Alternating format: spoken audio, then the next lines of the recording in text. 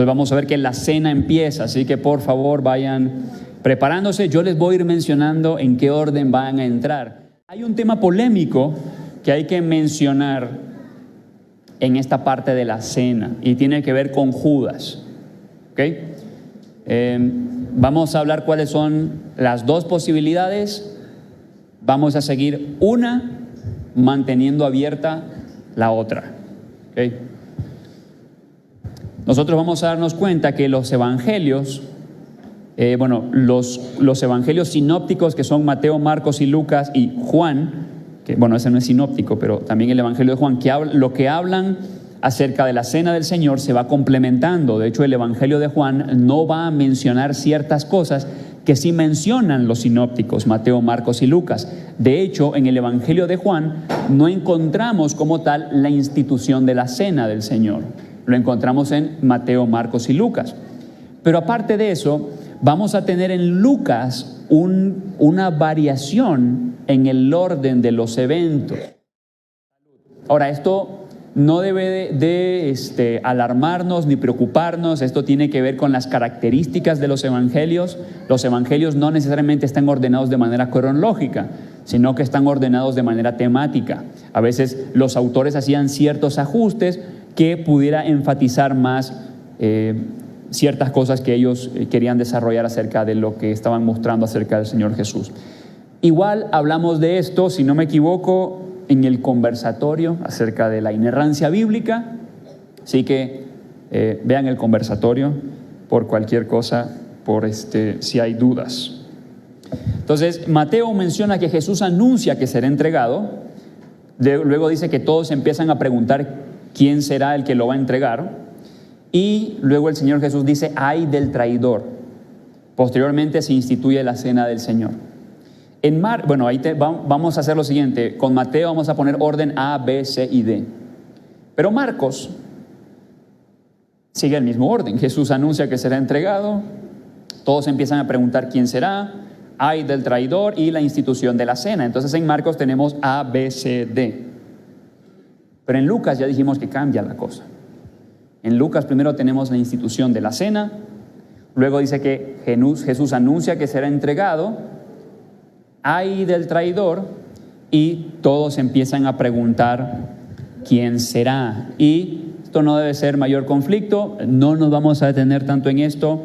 En el conversatorio de la inerrancia bíblica, si no me equivoco, hablamos acerca de las diferencias en los evangelios, etc. Entonces aquí tenemos un orden D, A, C y B. Y Juan más bien dice que Jesús anuncia que será entregado. Todos empiezan a preguntar quién será. Y luego dice que a Judas se le da el bocado y sale de escena. Así que tenemos A, B y tenemos una nueva variable que le vamos a llamar X. ¿Okay? Entonces, ahí hay un cambio en los eventos. Y el orden de eventos que yo decida seguir va a afectar en algo. Y eso que puede llegar a afectar es o que Judas estuvo en la institución de la cena, o que Judas no estuvo en la institución de la cena. ¿Okay? Eso provoca el orden que yo vaya siguiendo. ¿Okay? Entonces, si yo sigo el orden de Mateo y Marcos y digo que más bien Lucas hizo un cambio, un arreglo, entonces, y que en realidad esto iría aquí, tendríamos, o algunos se inclinan, de hecho muchos teólogos se inclinan a pensar que Judas no estuvo en la institución de la cena del Señor, sino que él va a salir después de terminar las cosas que se hacían después de tomar la segunda copa, que ya vamos a saber cuál es la segunda copa. Pero si seguimos el orden de Lucas y todo termina con todos empiezan a preguntar quién será, y después es que a Judas se le da el bocado y sale de cena, entonces quiere decir de que Judas sí estuvo en la institución o probó de la cena del Señor. Ahora, por ejemplo, algunos autores como J.G. Tasker dicen: la solución probable al problema tan discutido de si Judas comió la Pascua es que, aunque comió la sopa que le dio Jesús, que esa sopa no necesariamente es una sopa de un caldo, sino que vamos a ver de que son varios elementos que tenemos aquí puestos en la boca. Aunque comió la sopa que le dio Jesús al comienzo de la cena, se había retirado a la oscuridad, Juan 13:30, antes de que Jesús diera el pan y el vino a sus discípulos. Es cierto que en Lucas 22, la narración de la cena precede al anuncio que hace nuestro Señor de la presencia del traidor, porque en Lucas primero se instituye la cena y después se habla de que Jesús va a ser entregado, y posterior a eso es que viene que Jesús dice al que dé el bocado y entonces sale. Precede al anuncio que se hace nuestro Señor de la presencia del traidor, pero el orden característico de este evangelio no implica una secuencia cronológica en todos los detalles. O sea, algunos proponen que aquí Lucas hizo un arreglo particular y que no necesariamente ese es el orden, el de Lucas, aunque los que proponen que Judas sí estuvo en la cena, que de hecho es una gran posibilidad, apelan a los padres de la iglesia.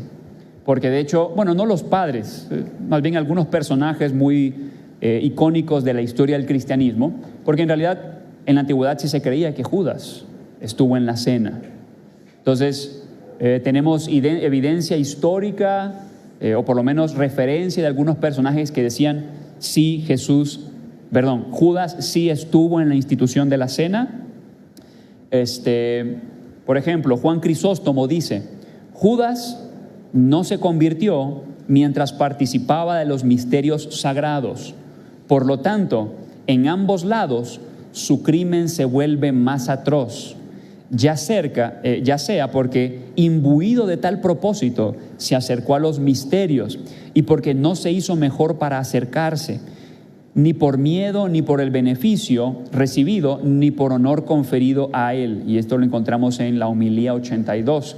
También tenemos palabras de Orígenes, cuando dice en su comentario sobre Mateo 26:23, el que mete la mano en el plato conmigo me traicionará. Explicó Orígenes que aquellos que recibían la comunión mientras traman contra sus hermanos, imitan a Judas el traidor, porque algunos personajes como Orígenes relacionaban el hecho de que Judas estaba participando de la cena, no discerniendo o habiéndose ya dispuesto a traicionar al Señor Jesús. Algunos personajes lo relacionaban con la referencia a Primera de Corintios, capítulo 11, verso 27, que habla acerca de aquellos que toman de manera indigna la cena del Señor, no discerniendo el cuerpo de Cristo. Muchos personajes relacionaban este pasaje con el hecho de que Judas es un ejemplo de eso.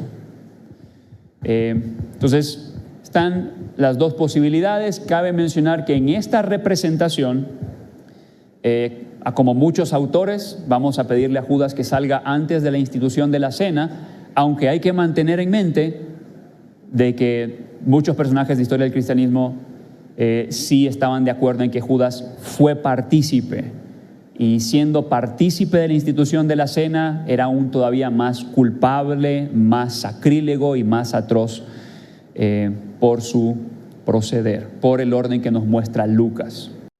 Vamos a avanzar. Dice, fueron sus discípulos y entraron en la ciudad y hallaron como les había dicho y prepararon la Pascua, y cuando llegó la noche vino él con los 12.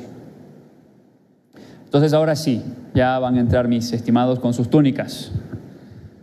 Con sus túnicas vamos a ver las posiciones.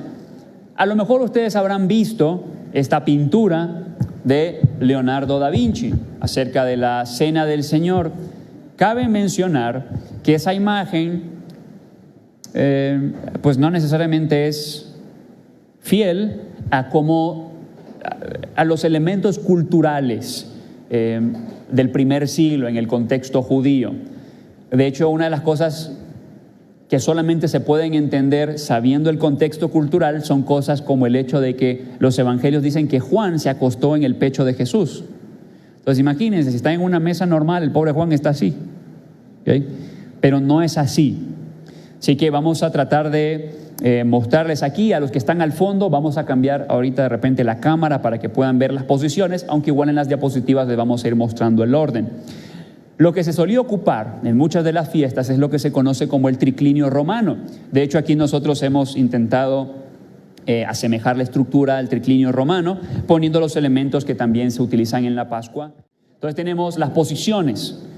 Primero le voy a pedir a Jesús que entre. Ahorita va a entrar Jesús. Ok, perfecto. Entonces le voy a pedir a Jesús, nuestro amado hermano Alan nos va a ayudar con esto. Yo le voy a pedir que por favor se ponga del otro lado, a la altura de los panes que serían la toalla tortillera. Ahí. Sí, ahí. Y va a ser lo siguiente, sí, porfa, si te puedes colocar, agáchate. De hecho, eso que vieron ahorita es uno de los problemas de las túnicas. ¿Se dan cuenta? Como que se vuelve incómodo bajarse. Por eso, muchas túnicas, y tiene que ver con algo que va a venir después, cuando dice que el Señor Jesús se ciñó para lavar los pies de sus discípulos. Algunas túnicas tenían como un cinturón que lo que hacían es que se doblaban la túnica un poquito arriba de las piernas y luego se las amarraban para que ya pudieran trabajar con libertad, aunque en el caso del Señor Jesús más bien va a ser que se va a despojar de sus ropas y ponerse a como se ponían los esclavos, que muy probablemente significa que simplemente se quedó con su ropa interior, básicamente, porque así servían los esclavos. Pero ahorita vamos a ver de eso. Entonces, le voy a pedir a mi estimado Alan que extienda sus pies hacia atrás. Es correcto, hacia atrás. Y él va con su codo izquierdo, con el codo en el suelo, se va a apoyar con su codo izquierdo. Bueno, a los que están atrás, ya ahí les pongo, con su codo izquierdo. Y así, esa es la posición, les pido con seriedad, por favor. Entonces, el codo izquierdo y comían con la mano derecha. ¿Okay? Con la mano derecha, con eso comían. Esto es muy importante porque cuando veamos la posición de Juan y la posición de Judas, va a tener más sentido que Juan se pudiese recostar en el pecho de Jesús. Ahora, esto no es común en nuestra cultura latinoamericana muchas veces, o sea, de que un grupo de hombres puedan estar ahí juntos y de hecho en posiciones que vamos a dar cuenta que involucran cercanía física. O sea, hay intimidad en la Pascua entre los que están celebrando. Y esto es muy importante, no es algo tan común en nuestra cultura, pero sí es común en la cultura hasta el día de hoy de Medio Oriente, la cuestión de la cercanía física. Es muy importante. Ahora voy a pedirle por favor a Juan, bueno, tengo que cambiar aquí porque si no, no me va a dejar pasar. Juan, estimado Juan, yo le voy a pedir que por favor se ponga al lado de Jesús y a la altura de las copas, que son vasos, pero en este caso son copas. Entonces, en la misma posición, codo izquierdo, la derecha libre para comer. Los hemos seleccionado a ellos porque son jóvenes fuertes, que van a aguantar toda la representación en esa posición, porque en realidad ya después de una hora es cansado. Entonces, cuando Juan se puede recostar en el pecho de Jesús, lo único que tiene que hacer es inclinarse. ¿Okay? Lo único que tiene que hacer es hacerse un poco para atrás y ya están en una posición de afecto en la cual pueden platicar con intimidad, que son cosas que nosotros encontramos dentro de la cena. De hecho, son esas partes en donde se dice, por ejemplo, que Juan le hizo una pregunta a Jesús: ¿quién es el que te va a traicionar? ¿Y cómo no se dieron cuenta los otros, no? Y no le cayeron a aquel que va a ser el traidor, porque Juan está cerca. Puede simplemente inclinarse un poco para atrás y en intimidad decirle: maestro, ¿quién es el traidor? También vamos a tener a Judas y se va a poner atrás de Jesús.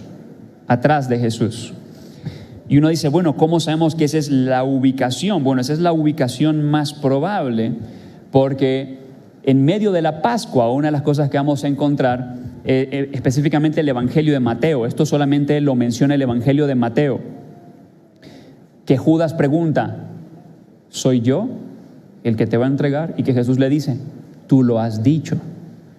Ahora, ¿cómo el Señor Jesús le dice eso y los otros simplemente no se le vienen encima? Bueno, están en una posición de cercanía, de intimidad, y esto es muy importante. Y por último, le voy a pedir a mi estimado Pedro, que es mi hermano Miguel Estrada, que por favor pase adelante. Pedro va a ocupar más bien la posición contraria. O sea, acá mi estimado. Acá, sí, ahí puedes ponerte sin ningún problema.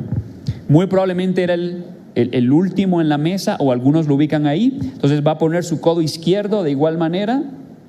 No importa si le da la espalda al público, la idea es de que todos puedan ver más o menos las posiciones.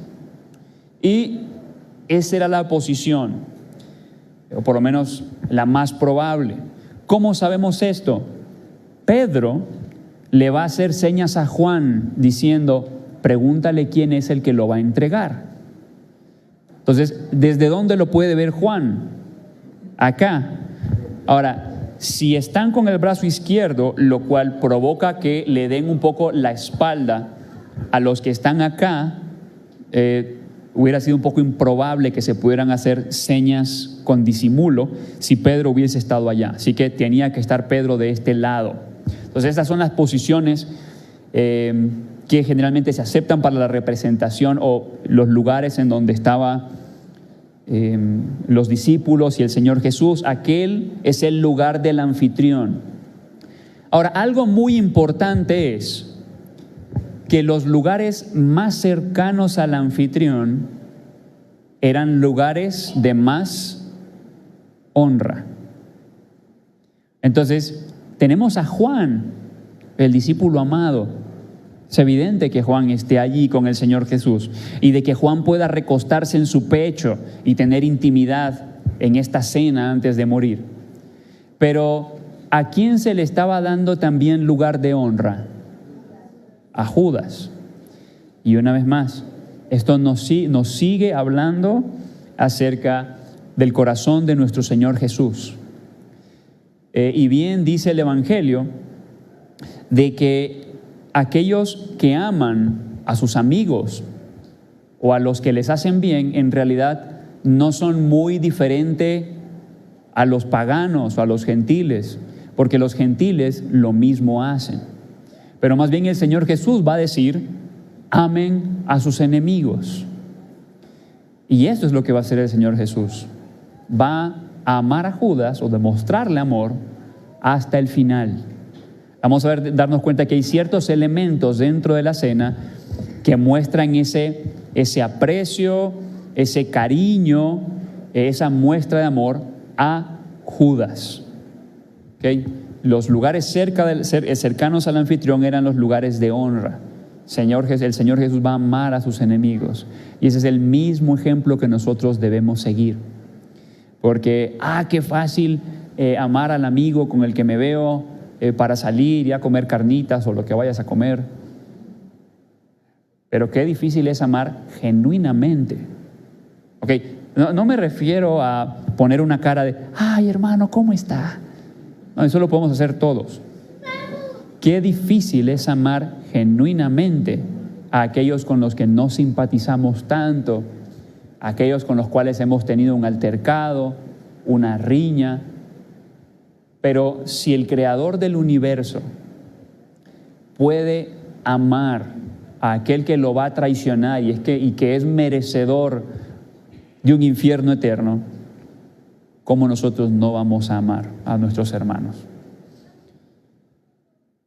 Entonces, hablemos de algunos de los elementos.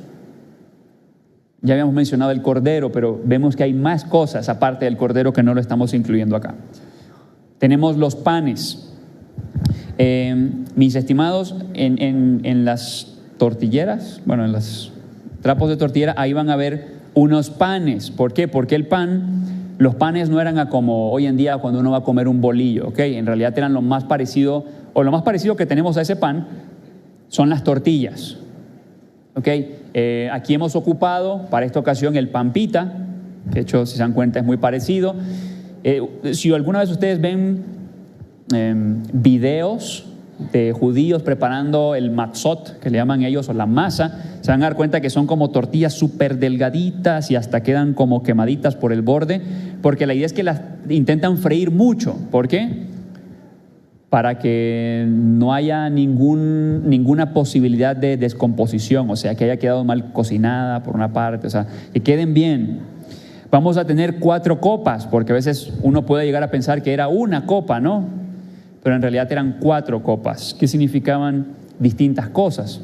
De hecho, estas copas o el significado de dichas copas están basados, según la cultura judía, en Éxodo capítulo 6, versos 6 al 7, que dice de la siguiente manera: Por tanto, dirás a los hijos de Israel, yo soy Jehová, y yo os sacaré de debajo de las tareas pesadas de Egipto, y os libraré de su servidumbre, y os redimiré con brazo extendido y con juicios grandes, y os tomaré por mi pueblo y seré vuestro Dios, y vosotros sabréis que yo soy Jehová vuestro Dios, que os saco de debajo de las tareas pesadas de Egipto. Entonces, las copas significan que Dios nos quitará las cargas. Ahora, el kirush, que es esta primera copa, en realidad era una copa, o las palabras que se utilizan para esta copa no solamente se utilizaban para la Pascua. En realidad el kirush se repetía en casi todas las celebraciones judías. Copa de iniciación en la mayoría de las fiestas. Tenemos la copa de la liberación. Dice, los libraré, dice el Señor, de las pesadas cargas de Egipto. No solamente los va a liberar, sino que los rescata para sí, la copa de la redención, los redimiré, y la aceptación, porque ahora vienen a ser pueblo de Dios. Copa de la aceptación, los tomaré como mi pueblo. Y estas copas se tomaban en distintos tiempos durante la cena, y una de las cosas que vamos a ver es que es la tercera copa, la copa de la redención, que se ocupa para la institución de la cena. También tenemos las hierbas amargas, que son las que tenemos acá, que básicamente es lechuga romana, rábano, algunos incluían también endivias. En alguna ocasión llegamos a incluir ajenjo, pero hay que hacer la aclaración, no llevaba ajenjo. Las hierbas amargas, de hecho, las referencias que tenemos es que lo que más se ocupaba era la lechuga romana, que venía o en vinagre o en salmuera, o sea, agua con sal. ¿Okay? Hoy en día también le echan rábano. Si ustedes hoy en día ven una celebración de Pascua judía, en realidad hay distintas variaciones, ¿no? Algunos lo hacen con ciertos elementos, otros grupos judíos lo hacen con otros elementos, pero digamos que lo que más se ocupaba era, por ejemplo, el rábano, la lechuga romana, y ahorita vamos a mencionar los otros, pero tenemos las hierbas amargas. ¿Qué representaban las hierbas amargas? El amargor de la esclavitud en Egipto. El amargor de la esclavitud en Egipto. ¿Por qué están recordando? Dios nos liberó de Egipto. Dios nos liberó no solamente, escúchese bien, no solamente de Faraón, porque siempre pensamos en Faraón.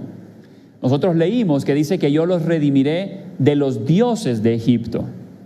Así que Israel estaba bajo la influencia ¿de quién? De los dioses de Egipto. Dios los rescata para ser libres. En el Nuevo Testamento dice que nosotros hemos sido trasladados del reino de Satanás y puestos en el reino de Cristo Jesús. Ya no somos siervos de los otros dioses, ahora somos siervos del Dios verdadero. Tenemos el Cordero, que ya mencionamos mucho acerca de él. Tenemos el jaroset, que el jaroset es esta pasta que tenemos aquí. Mi hermano Miguel, si puedes levantar un poquito el platito que tenemos ahí. Muchísimas gracias. Ese es el jaroset. El jaroset, lo puedes bajar. ¿Qué tiene? Bueno, tiene manzanas machacadas, le suelen poner nueces o almendras, algunos hoy en día. También tenía dátiles, higos, algunos le ponen de repente uva o jugo de uva.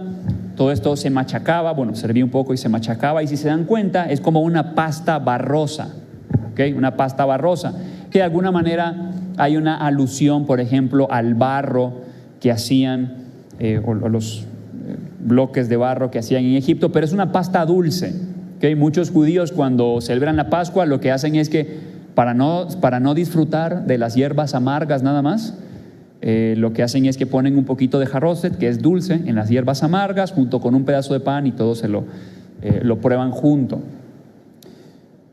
Y ahora vamos a hablar de la sucesión de eventos, que los judíos le llaman el Seder. El Seder son la sucesión de eventos.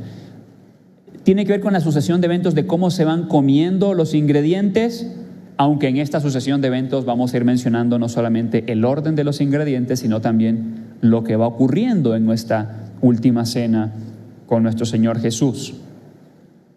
Y mencionamos que tenemos una copa de acción de gracias, o el Kiddush. Y obviamente el anfitrión solía iniciar un evento con una oración y con la prueba de esta copa. Así que yo le voy a pedir a mi estimado Jesús o Alan que por favor tome una de las copas.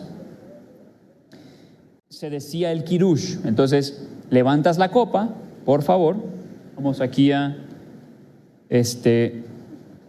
enfocar. Levanta la copa, dice: bendito seas tú, Jehová nuestro Dios. Gracias por el vino y por el poder hacer esta fiesta en nuestros días. Gracias porque creaste el fruto de la vid. Se probaba la copa. No es necesario probarla toda. Solamente para que luego le compartas a tus hermanos. Es más que todo por eso. Entonces, las palabras de repente en distintas épocas podían cambiar un poco, pero lo que sí de fijo siempre incluye el Kiddush es el agradecimiento por el fruto de la vid. Ahí está el Kiddush. Bendito seas tú, Jehová nuestro Dios. Gracias por el vino y por el poder hacer estas fiestas en nuestros días. Gracias porque creaste el fruto de la vid. Y se iniciaba la fiesta en donde iban a comer los elementos, pero hay un detalle. Nosotros nos vamos a dar cuenta de que el Evangelio de Juan nos narra que Jesús lava los pies de sus discípulos, y esto muy probablemente es al inicio del tiempo del lavado de las manos. Después de que se hacía el Kiddush, había un tiempo de lavado de manos, pero lo que nos vamos a dar cuenta es de que el Señor Jesús no simplemente se va a lavar las manos, sino que Él más bien va a ponerse a hacer otra cosa. Se va a poner a lavar los pies de sus discípulos. Entonces, antes de que te levantes y asemejes como que le estás lavando los pies a tus discípulos, leamos Lucas 22 al 24, porque seguimos viendo el corazón del Señor Jesús. Estamos en la última cena. El Señor Jesús les dice que va a morir, porque ya les había dicho desde Mateo capítulo 16 que Él iba a morir por los pecados del pueblo. Y es ahí cuando Pedro dice: Señor, no te acontezca tal cosa. Y el Señor le dice: apártate de mí, Satanás. Y ahí en Mateo capítulo 16 vamos a ver estas palabras tan duras del Señor Jesús, que si alguno quiere venir en pos de mí, niéguese a sí mismo, tome su cruz y sígame. Que esto implica el estar dispuesto a morir por Él. Y estos discípulos, que ya saben que el Señor va a morir, porque se los había anticipado desde antes, mira lo que dice Lucas 22 al 24. Había también entre ellos una disputa sobre quién de ellos sería el mayor, el más importante.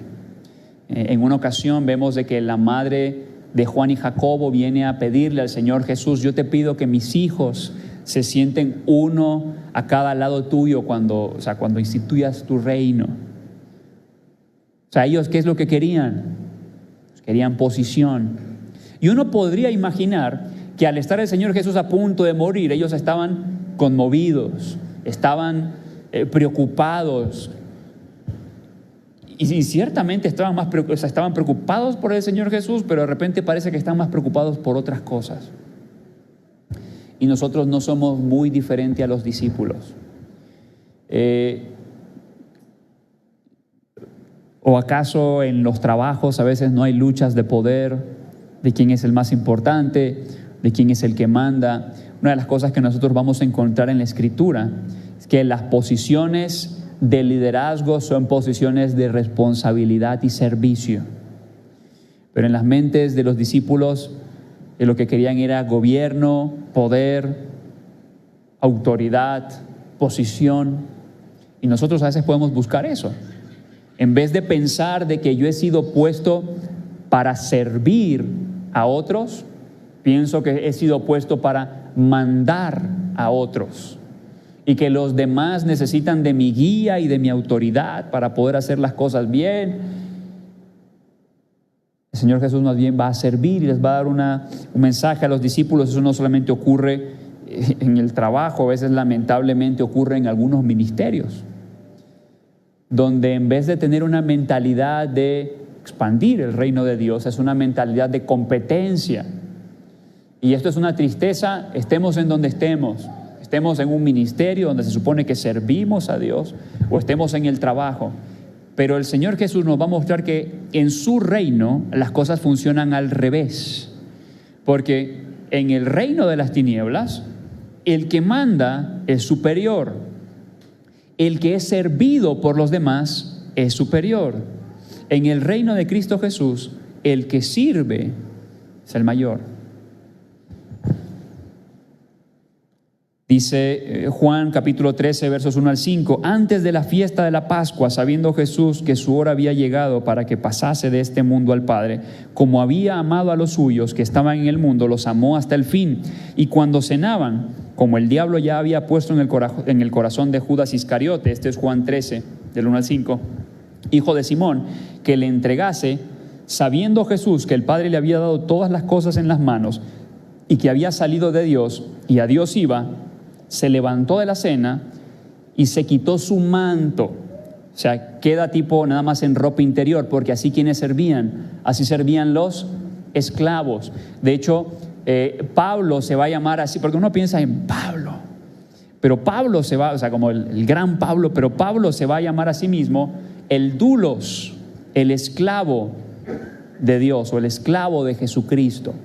Y el Señor Jesús se va a quitar su manto y se va a ceñir, o sea, se va a preparar, se va a disponer a servir a sus discípulos, que son un puñado de arrogantes, y les va a mostrar aquello que un líder debe hacer, y es servir. Entonces el Señor Jesús se levanta y va a lavar los pies a sus discípulos, y nos vamos a dar cuenta que va a llegar a Pedro. Es probable que él hubiese empezado con Pedro. Ahora, esto es una posibilidad. Estamos tratando de recrear lo que fue la última cena. Ya vimos que hay algunas variables, empezando con el hecho de que si Judas estuvo o no en la cena. Pero es probable que él hubiese empezado con Pedro por la cuestión de que Pedro se va a negar a lavarse los pies. Hubiese sido un poco raro que él al último, ya después cuando todos habían sido limpiados de sus pies, pues no quisiese. Entonces, está lavando los pies de sus discípulos. Dice, esta referencia a lo que eran expresiones familiares entre los judíos, especialmente notable en los evangelios de Juan, nos lleva a complementar algunas notas ilustrativas de la misma fuente. El ceñimiento era la marca común de un esclavo por quien se realizaba ordinariamente el servicio del lavado de pies. En lugares en donde se hacía una fiesta con mucho dinero y el anfitrión tenía esclavos, quien lavaba los pies era el esclavo, no el anfitrión, eran los esclavos. Y en todo caso, a lo mejor cualquiera de sus discípulos podía haberse levantado y servir al maestro, pero es el maestro el que se va a poner de pie y va a lavar los pies de sus discípulos, obra que tenía que hacer un esclavo. Entonces vino a Simón Pedro y Pedro le dijo, Señor, ¿tú me lavas los pies? Respondió Jesús y le dijo,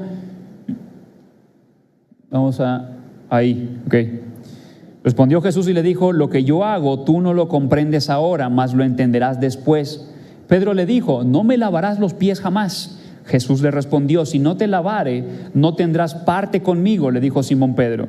Señor, entonces ya cuando dijo, no vas a tener parte conmigo, no, esperen. O sea, todo este largo viaje para no tener parte contigo, bueno, entonces,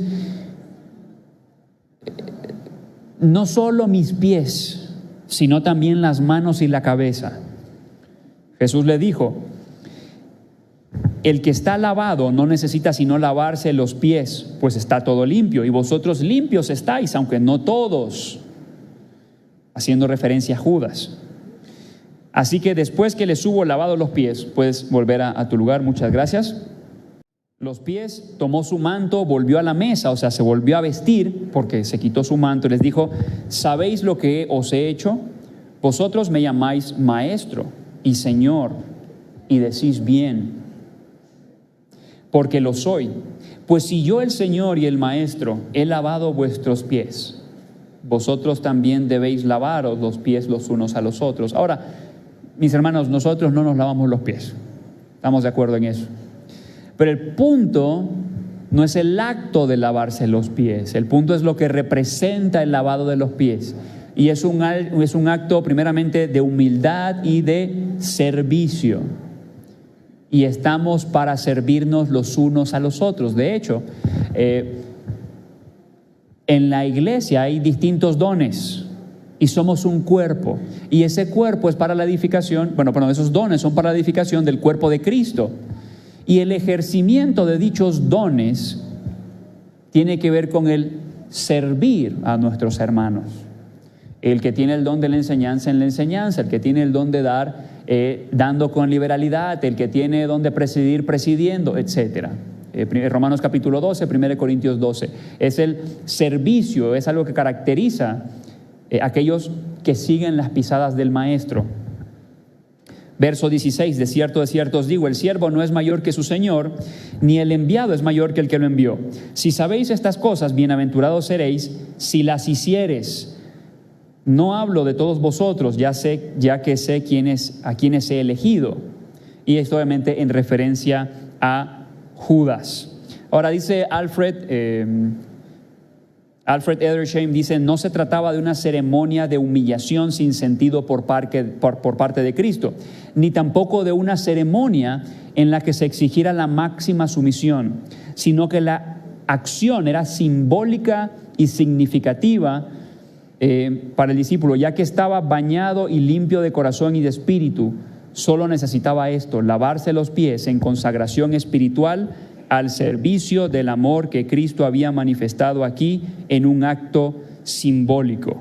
Así, sus palabras no se referían, como tan a menudo se supone, al perdón de nuestros pecados cotidianos, cuya introducción habría sido totalmente abrupta e inconexa con el contexto, sino en contraste con todo egoísmo, a la consagración diaria de nuestra vida al servicio del amor según el ejemplo de Cristo.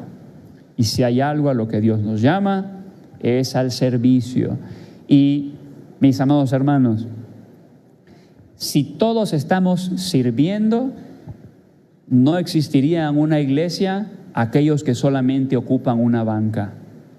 Porque si nosotros estamos en el ejercicio de servirnos los unos a los otros, de ejercer los dones que Dios nos ha dado, entonces todos estamos haciendo aquello para lo cual hemos sido puestos en la iglesia, servir a nuestros hermanos. O sea, si nosotros estamos siguiendo las pisadas del Maestro, no existen los creyentes que solamente calientan la banca. Si nosotros solamente estamos calentando la banca, es porque no estamos siguiendo las pisadas del Maestro. Y la razón por la cual se les llamó cristianos, aquellos que seguían en Cristo en Antioquía, era porque se les notaba que eran seguidores de Cristo. Entonces, el término como tal no se utiliza para hablar meramente de creyentes, sino para personas que por ser creyentes están imitando ¿a quién? A Cristo. Entonces, si yo soy cristiano, esto debe ser una realidad en mi vida. No hay lugar para calentar la banca si soy cristiano. Vamos a ver de que después del Kiddush se empieza la cena, vamos avanzando, y se prueban las hierbas amargas.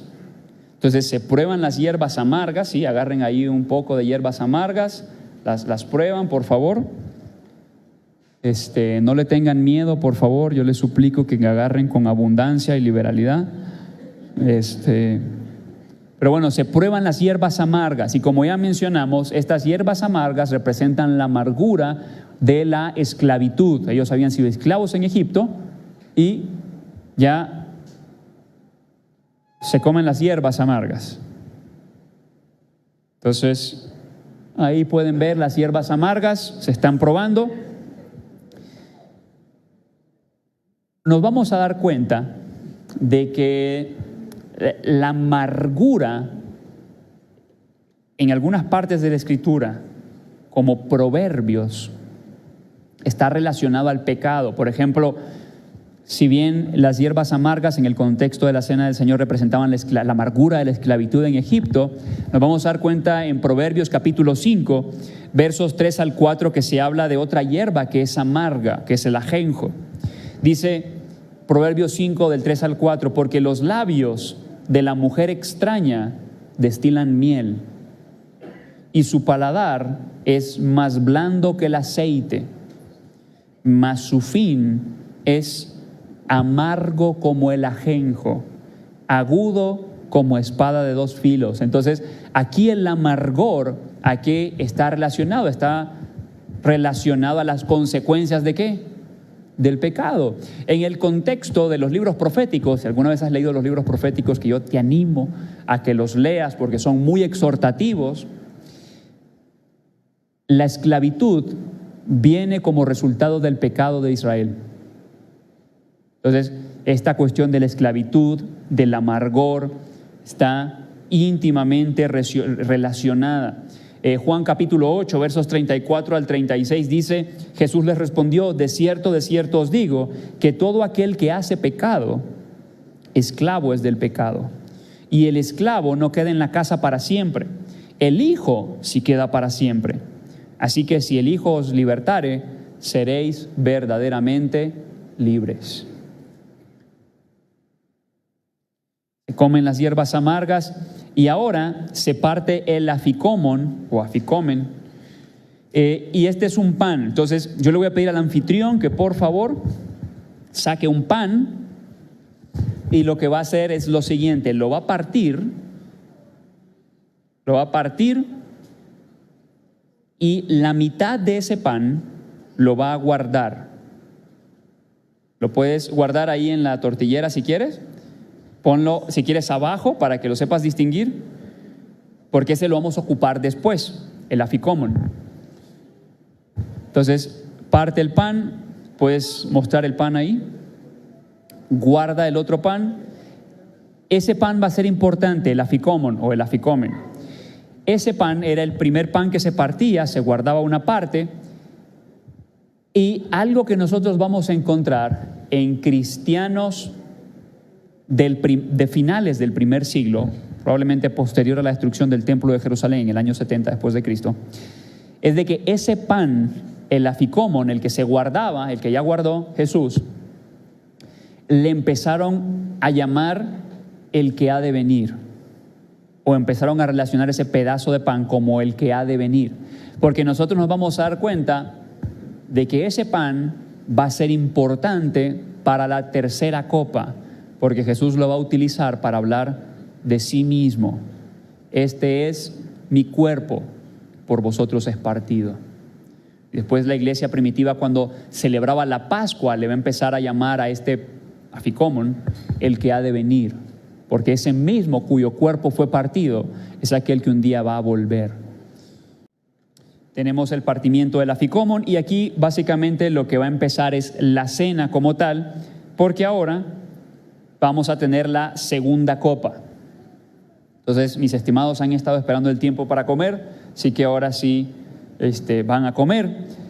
Luego se cantaba la primera parte del Jalel. Ya mencionamos que Salmos 113 al 118 eran salmos que se cantaban en la Pascua, y comprendía, la primera parte de Salmos 113 y 114. Con esta breve acción de gracias, al final, bendito tú Jehová. Entonces se toma la copa, puedes tomar si quieres la misma copa, pero esta es la segunda ocasión que se toma la copa, y dice, bendito tú Jehová nuestro Dios, el Rey del universo, que nos has redimido y redimido a nuestros padres de Egipto. Con esto se bebía la segunda copa, puedes beber la segunda copa. Entonces se lavaban las manos por segunda vez, con la misma oración que antes se partía una de las tortas sin levadura y se daban gracias. Y es a partir de aquí que empiezan a comer. Si quieren, pueden agarrar un poco del pan, probar el jaroset. El jaroset les va a gustar, créanme, pueden hacerlo, comer ahí. Es en serio, pueden probarlo con el pan pita. Y entonces empezaba la cena, ¿okay? Ya empezó la cena, están comiendo, están participando de todo ello. Y lo que vamos a ver es que en medio de este deguste de los alimentos, del cordero, del pan con el jarroset, que es una pasta dulce, nosotros hemos preparado un poquito de pasta dulce extra, de jarroset y de hierbas amargas, para que al final, si ustedes quieren probarlo, lo pueden probar. ¿Okay? Allá en cocina hay una olla, según yo, todos pueden probar. Ahí meten su mano y todos meten su mano y lo prueban. Pero hay extra, por si alguien quiere probar y si a alguien le gusta y quiere la receta, se la podemos proporcionar también, porque a mí me ha pasado que alguien dice, bueno, no, está rico, ¿cómo lo hacen? Y les proporcionamos la receta. Entonces vemos que empieza esta cena, están degustando, o sea, pensemos de que el Señor Jesús está disfrutando con sus discípulos estos alimentos. Y en medio de ese disfrute vamos a darnos cuenta que se anuncia al traidor, que se anuncia de que alguien lo va a entregar, el cual es Judas. Okay, todos están disfrutando, todos están comiendo, están recordando la liberación de Egipto. Y dice Mateo 26 del 20 al 22, cuando llegó la noche se sentó a la mesa con los 12 y mientras comían dijo, de cierto os digo que uno de vosotros me va a entregar. Y entristecidos en gran manera, comenzó cada uno de ellos a decirle, ¿soy yo, Señor? Ahora, esta escena es increíblemente confusa. ¿Cómo que todos empiezan a preguntar, ¿seré yo, Señor? Porque hay muchas posibilidades que podríamos pensar. Una posibilidad podría ser, porque en realidad no está claro por qué todos empiezan a preguntar esto, pero una posibilidad es de que a lo mejor creían de que voluntariamente uno de ellos tenía que entregarlo, o a lo mejor pensaban que todos estaban dispuestos a hacerlo. Pero en realidad esta escena es confusa, no sabemos lo que está pasando por el corazón de los discípulos. ¿Será que todos estarían dispuestos a entregarlo?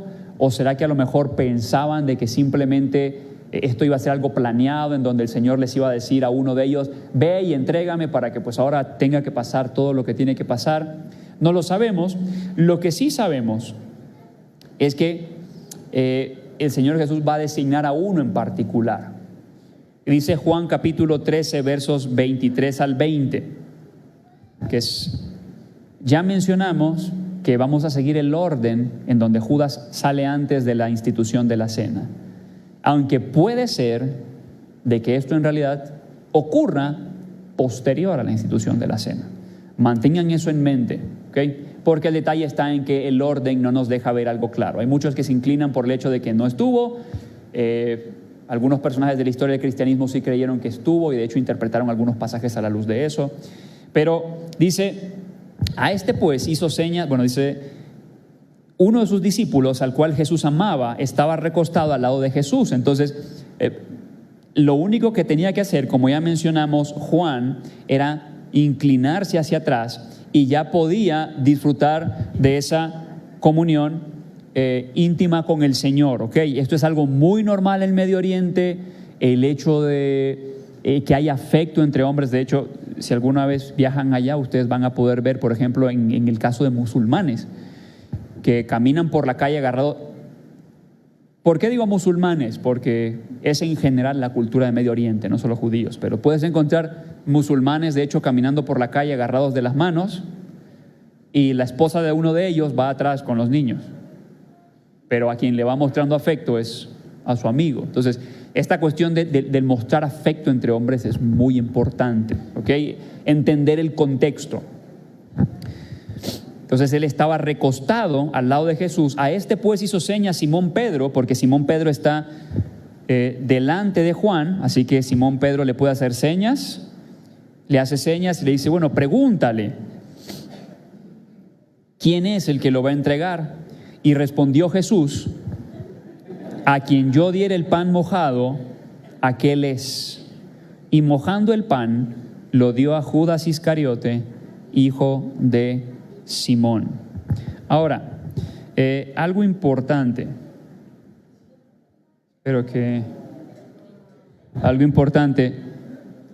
cuando dice que mojó el pan, ahí está, cuando dice que mojó el pan, aclarar, no es que está chopeando el pan en el vino, ¿okay? No es que así mojó el pan, ¿okay? Cuando dice que mojó el pan, es que recordemos, tenemos el jarroset, que es como una pasta dulce, y a veces se entregaba no solamente con el jarroset, sino también a veces con un poco de las hierbas amargas, que recordemos que estaban remojadas o en salmuera, que es agua con sal, o en vinagre.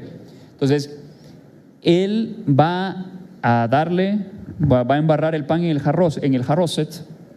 Sí, lo puedes, a ver si no se proyecta. No, aquí está, perfecto. Entonces, ahora, cabe mencionar que Mateo va a decir, antes de que se lo des, el Evangelio de Mateo va a decir en el verso 25, entonces respondiendo Judas, el que le entregaba, dijo, ¿soy yo, maestro?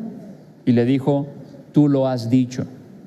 Entonces, si nosotros pensamos que Judas no estuvo en la institución de la cena, es probable que en este momento de la fiesta, en donde estaban todos comiendo, ha pasado nada más la segunda copa, que es básicamente el tiempo de comer, disfrutar, convivir, que él hace esto, de darle el bocado, y probablemente antes de que le diera el bocado, es que Judas pregunta, ¿seré yo, Señor?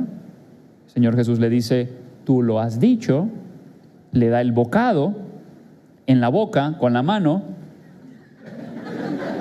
y él come. Ahora, este acto es también muy importante. ¿Por qué? Porque esta cuestión de dar a comer en la boca es un acto de aprecio y de amor del anfitrión a sus personas más cercanas. Una vez más, el Señor Jesús, lo último que va a hacer con aquella persona que lo va a entregar para ser latigado, golpeado, escupido, maltratado y crucificado, va a ser tratarlo con amor y dignidad y honra. Entonces, una vez más, si el Creador del universo hace esto con un ser humano que no somos nada en comparación a Dios, ¿cuán tontas y ridículas son nuestras excusas cuando no queremos tratar con dignidad y con honra a otros? Cuando creemos que tenemos excusas suficientes para menospreciar y tratar mal a nuestros hermanos y en este caso a nuestros enemigos. Entonces vemos de que el Señor Jesús le da este bocado y dice el Evangelio de Juan, cuando él pues, Juan 13:30 dice, cuando él pues hubo tomado el bocado, luego salió y era ya de noche. Entonces Judas va a salir de escena después de que come el bocado. De hecho, dicen también los evangelios que Satanás entra en él. Entonces él va a salir, sale de escena y vamos a tener ahora, cuando ya todo esto lo hemos pasado, Pedro hace señas, Jesús da el bocado a Judas y este sale de escena. Y ahora vamos a la tercera copa que tiene que ver con la institución de la cena. Así que a mis hermanos que me van a ayudar, yo les voy a pedir que por favor, algunos hermanos van a pasar, les van a entregar a cada uno de ustedes un pedazo de pan pita, que también se podía haber hecho de otra manera, ¿no? Pero por cuestiones prácticas utilizamos pan pita. Les va a entregar a cada uno de ustedes un poco de jugo de uva y lo que vamos a hacer es de que juntos, como iglesia y también invitados, podamos participar de este momento en el cual el Señor Jesús instituye la cena. Esta copa se conocía tradicionalmente como la copa de la redención, correspondiente a la promesa de Dios. También se le suele llamar la copa de bendición, cabe mencionar. Dice, te redimiré con correspondiente a la promesa de Dios. Entonces, Jesús agarra la tercera copa, o podemos llamarlo el tercer momento de copas, y Él dice, te redimiré con brazo extendido y con poderosos actos de juicio. Esto es en relación a Éxodo 6b. También se le conocía como la copa de bendición, porque al igual que la primera copa, le precedía una bendición especial.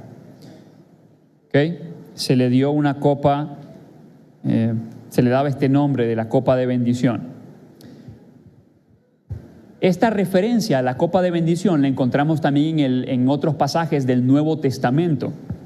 Por ejemplo, Primera de Corintios, antes de hablar acerca de la institución de la cena, en el capítulo 11, en el capítulo 10, dice, esa copa de bendición, que es la tercera copa, esa copa de bendición por la cual damos gracias, ¿no significa que entramos en comunión con la sangre de Cristo? Ese pan que partimos, ¿no significa que entramos en comunión con el cuerpo de Cristo? Entonces, cuando Pablo habla de la copa de bendición, está hablando de esta tercera copa con la cual el Señor Jesús en la Pascua va a instituir la cena, le va a dar un nuevo significado a algunos elementos de la Pascua. De hecho, en Mateo 26, ahorita todavía no tomen ni coman, dice, tomad, comed, esto es mi cuerpo, lo va a hacer con la tercera copa. Dice, tomad, comed, este es mi cuerpo. Y tomando la copa y habiendo dado gracias, les dio diciendo, bebed de ella todos. Porque esto es mi sangre del nuevo pacto, que de hecho en Jeremías, cuando habla del nuevo pacto, se podría traducir también como pacto renovado, que por muchos es derramada para remisión de los pecados. Y os digo que desde ahora no beberé más de este fruto de la vid hasta aquel día en que lo beba nuevo, muchísimas gracias, con vosotros en el reino de mi Padre. Entonces, esto que el Señor Jesús dice es muy importante. ¿Por qué?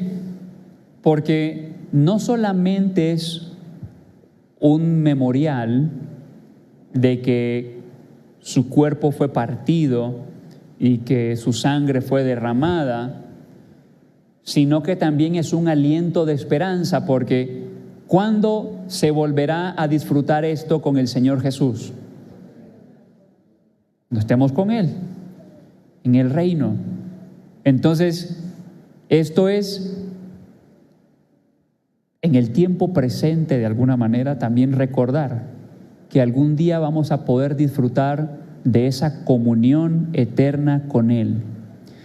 Por eso, la importancia de que la cena del Señor sea algo corporativo, sea algo de comunidad, porque todos nosotros algún día disfrutaremos una vez más de este alimento con Él, porque como decía Pablo, esta es la comunión con Él, esta es la esperanza que nosotros tenemos, no solamente que nos ha rescatado de la condenación eterna, sino que nos espera una comunión eterna con Él. Entonces ahora vamos a leer, voy a leer Primera de Corintios, el pasaje que es tan conocido para hablar, que se utiliza tanto, ¿no?, para compartir o hablar de la cena en la iglesia, y vamos a disfrutar de esto juntos. Dice Pablo, porque yo recibí del Señor lo que también os he enseñado, que el Señor Jesús, la noche que fue entregado, tomó pan y habiendo dado gracias, lo partió y dijo, tomad, comed, esto es mi cuerpo que por vosotros es partido. Haced esto en memoria de mí. Probemos del pan.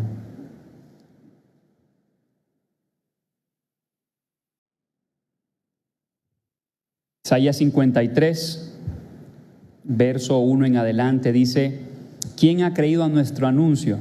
y sobre quien se ha manifestado el brazo de Jehová. Subirá cual renuevo delante de él y como raíz de tierra seca. No hay parecer en él ni hermosura. Le veremos, mas sin atractivo para que le deseemos. Despreciado y desechado entre los hombres, varón de dolores, experimentado en quebranto, y como que escondimos de él el rostro, fue menospreciado y no lo estimamos. Ciertamente él llevó nuestras enfermedades y sufrió nuestros dolores, y nosotros le tuvimos por azotado, por herido de Dios y abatido. Mas él herido fue por nuestras rebeliones, molido por nuestros pecados. El castigo de nuestra paz fue sobre él, y por su llaga fuimos nosotros curados. Acompáñenme a orar. Bendito Dios y Padre Celestial, te damos infinitas gracias, Padre, porque el cuerpo de Cristo Jesús fue molido y partido por nuestros pecados. Por su llaga nosotros fuimos curados. Y gracias, Señor, porque a Él lo pones como el Cordero sustitutivo en nuestro lugar por nuestros pecados.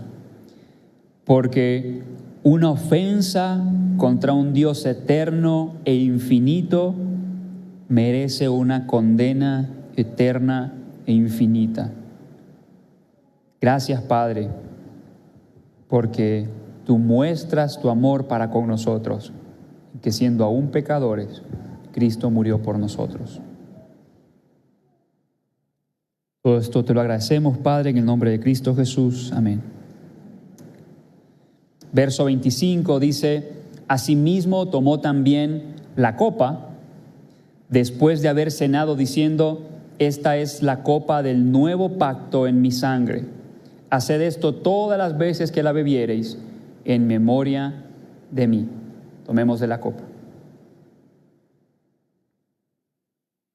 Bendito Dios y Padre, gracias, Señor, te damos porque la sangre de Cristo Jesús fue derramada en la cruz, porque como dice tu palabra, sin derramamiento de sangre no hay remisión de pecados. Una vez más, gracias, porque fue Cristo Jesús en nuestro lugar, el justo por los injustos, el que no conoció pecado por nosotros lo hizo pecado para que nosotros fuésemos hechos justicia de Dios en él. Gracias, Padre, en el nombre de Cristo Jesús. Amén. Así pues, todas las veces que comiereis este pan y bebiereis esta copa, la muerte del Señor anunciáis hasta que Él venga. Porque cuando Él venga, ¿con quién lo disfrutaremos? Con Él.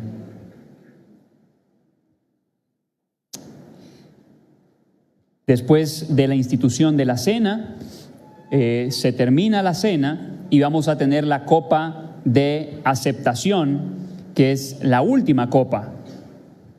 Así que la última copa, el anfitrión, ahí está, sí, perfecto. Vamos a ver que también se hacía una oración por la oración, también se hacía una oración por esta copa que básicamente decía, acepta este sacrificio, ¿okay? Porque recordemos de que estaba el sacrificio de la Pascua. Y todo esto terminaba con cantando el Jalel, ¿okay? Que son los últimos salmos. Ahora, quiero que me acompañes a que leamos algunos salmos del Jalel, porque recordemos, el Señor Jesús está a horas de ser crucificado. Y es interesante pensar a lo mejor algunas cosas que el Señor estaba pensando mientras estaba cantando este himno, estos cánticos, ¿no? El Señor Jesús sabe que va a morir en unas horas y antes de morir Él canta: oh Israel, confía en Jehová, Él es tu ayuda y tu escudo. Casa de Aarón, confiad en Jehová, Él es vuestra ayuda y vuestro escudo. Los que teméis a Jehová, Confiad en Jehová, Él es vuestra ayuda y vuestro escudo. Confiad en Dios, porque Él ha enviado a aquel que nos va a salvar. El Salmo 116 dice, verso 1, amo a Jehová, pues ha oído mi voz y mis súplicas, porque ha inclinado a mí su oído. Por tanto, le invocaré en todos mis días. Me rodearon ligaduras de muerte. Me encontraron las angustias del Seol, o sea, el lugar de los muertos. Angustia y dolor había yo hallado. Entonces invoqué el nombre de Jehová diciendo, oh Jehová, libra ahora mi alma. Clemente es Jehová y justo, sí, misericordioso es nuestro Dios. Verso 15 del Salmo 116 dice, estimada es a los ojos de Jehová la muerte de sus santos. Oh Jehová, ciertamente yo soy tu siervo, siervo tuyo soy, hijo de tu sierva, tú has roto mis prisiones. Te ofreceré sacrificios de alabanza, invocaré el nombre de Jehová. A Jehová pagaré ahora mis votos delante de todo su pueblo, en los atrios de la casa de Jehová, en medio de ti, oh Jerusalén. Aleluya. Salmo 117, que es el salmo más pequeño, ¿no? En general el capítulo más pequeño de toda la Biblia. Dice, alabad a Jehová, naciones todas, pueblos todos, alabadle, porque ha engrandecido sobre nosotros su misericordia. Porque gracias a Él, la misericordia de Dios se ha manifestado en nosotros. Y la fidelidad de Jehová es para siempre. Aleluya. Mira el Salmo 118, verso 8, el último capítulo del Jalel. El Señor Jesús está a punto de ser entregado a hombres y el Señor Jesús canta en este Jalel. Mejor es confiar en Jehová que confiar en el hombre. Mejor es confiar en Jehová que confiar en príncipes. Todas las naciones me rodearon, mas en el nombre de Jehová yo las destruiré. Y al final, tenemos también el verso 24 que dice, este es el día que hizo Jehová, nos gozaremos y alegraremos en él. Oh Jehová, sálvanos ahora, te ruego, el Hoshiachnach, te ruego, oh Jehová, que nos hagas prosperar ahora. Bendito el que viene en el nombre de Jehová, desde la casa de Jehová os bendecimos. Jehová es Dios y nos ha dado luz. Atad víctimas con cuerdas a los cuernos del altar. Mi Dios eres tú y te alabaré, Dios mío, y te exaltaré. Alabad a Jehová, porque Él es bueno, porque para siempre es su misericordia. Después de que se cantó el Jalel, se hacía una oración de cierre. La oración de cierre podía ser de la siguiente manera: bendito seas, oh Señor Dios nuestro, Rey del universo, quien da alimentos al mundo entero con tu bondad. Luego se decía un párrafo acerca de Dios como la fuente infalible de alimento para toda la creación, porque recordemos que estaban en una cena.